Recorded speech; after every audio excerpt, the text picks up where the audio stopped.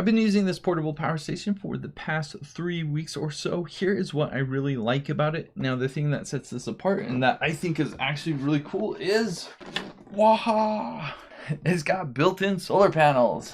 Now, the solar panel doesn't do a whole lot in my testing. I was getting just over 20 watts of input with the solar panel, but the fact that they have a built-in solar panel I think is really cool. The reason I like that so much is it just makes it really nice for charging devices like phones or tablets or even some low-powered laptop computers. It's really nice and convenient that you can just flip up the solar panel and you're good to go. You don't need to hook up any other things. You don't need to worry about cables or anything like that. It's really nice for when you're in the car or RV and you're just stopping by somewhere for a little while, maybe an hour or two, and you just want to pull this out, put the solar panel up. That's all you need to do. You don't need to do this whole big setup. That's really cool. The other thing I really like about this is you will notice that the display is still on. Now, this is on DC and USB power, but I've had this on for over a week. Now, with a lot of portable power stations, when you leave the power on, it totally drains the power. With this, that is not the case. I really appreciate that about this because I like keeping USB power on.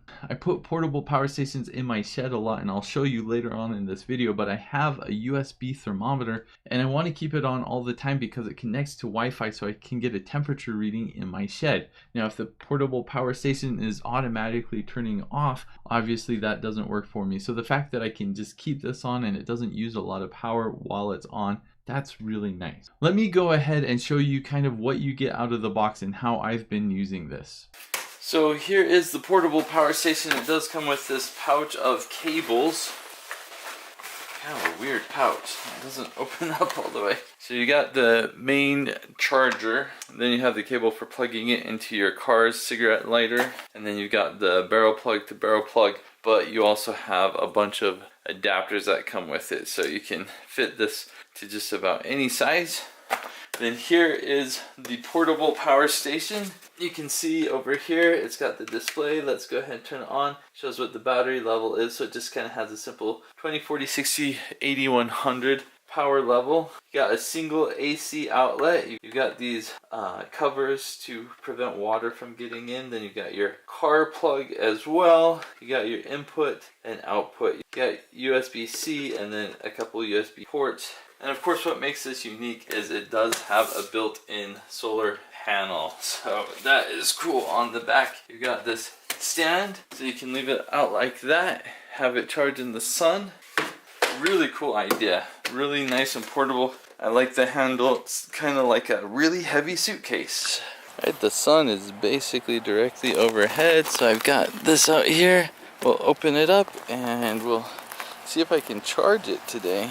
It's kind of hard to see, but it says there's 22 watts of power going in. Pretty slow charging. Looks like we're at about 60% right now. So those wires coming out of the ceiling are plugged into a solar panel, and you can see it's a 100-watt solar panel. It says it's charging at 63 watts of input. I've got it plugged into AC here. I also have USB plugged in, but nothing is on. So to turn on AC, you press the AC button. You can see that turns on, so we've got nothing output. Let me turn on some lights.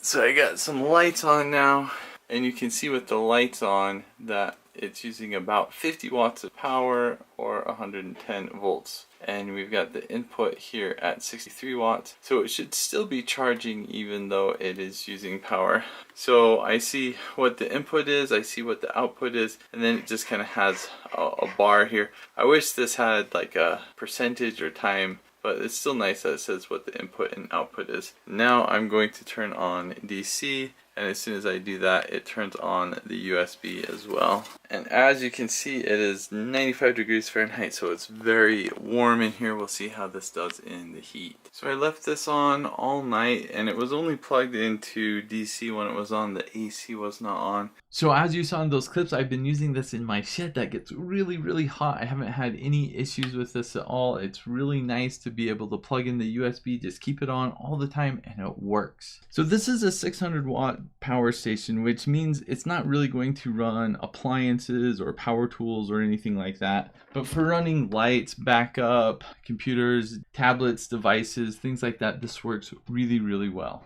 This was sent to me so I could do this video review. I've used a lot of portable power stations. I like the uniqueness of having the built-in solar panel on this. I also like the shape. This is a little bit easier to store than the other portable power stations that are just kind of a big block. This you can store a little bit nicer. In a van or RV, you can put this under the seats. So that's really a nice thing about this. Overall, I do think it's a really nice power station. I do wish they would have found a way to make a better solar panel built in. Maybe it could have unfolded a few times so you can get just a little bit more power, as it charges pretty slow with that. But overall, it's really nice. Thanks for watching. Have a great day.